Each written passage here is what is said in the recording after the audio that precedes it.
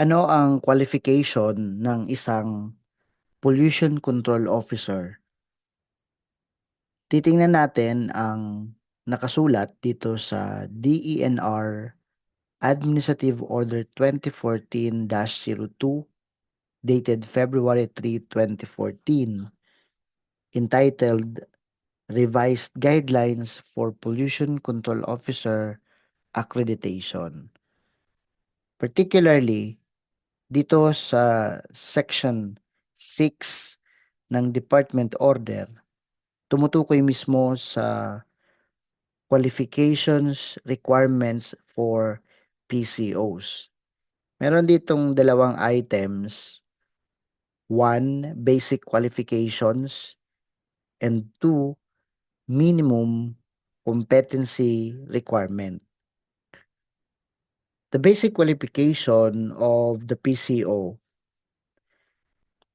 it says here, and I quote, Filipino citizen of legal age with good moral character and mentally and physically healthy.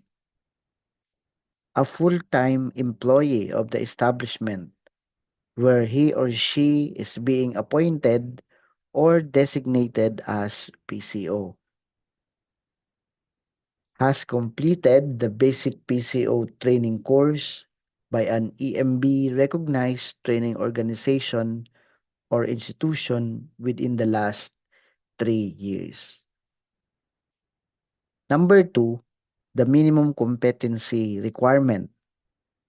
Any of the following competency requirements shall be considered. So there are two categories of establishment indicated in this department order. Category A and Category B. For Category A, the minimum competency requirement, a graduate of any related technical course, had reached third year in tertiary level education, had been with establishment for at least 3 years in a supervisory position or in a responsible position or equivalent experience. For Category B establishments, the minimum competency requirements includes licensed engineer or chemist with at least 2 years relevant experience in environmental management. Professionals in the field of engineering or physical and natural sciences with at least 3 years relevant experience in environmental management. Other professionals of appropriate discipline with at least 5 years relevant experience in environmental management. The categorization of establishment can be determined based on Section 5 of this department order, that the PCO shall be accredited based on the categorization of establishment.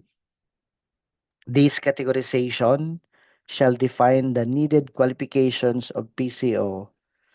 And here we have the criteria set for the categorization of establishment and the description per category. So what are the criteria?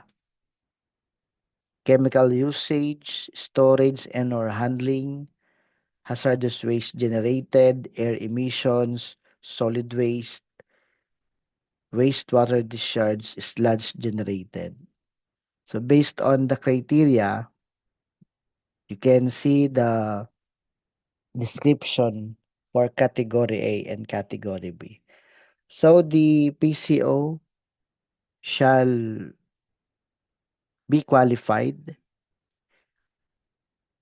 to be assigned or appointed to the specific establishment based on its category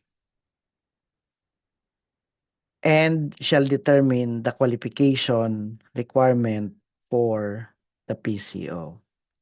So again, we have the basic qualification, and it is applicable to both category A and B, and the minimum competency requirement, which is varying depending on the category of establishment.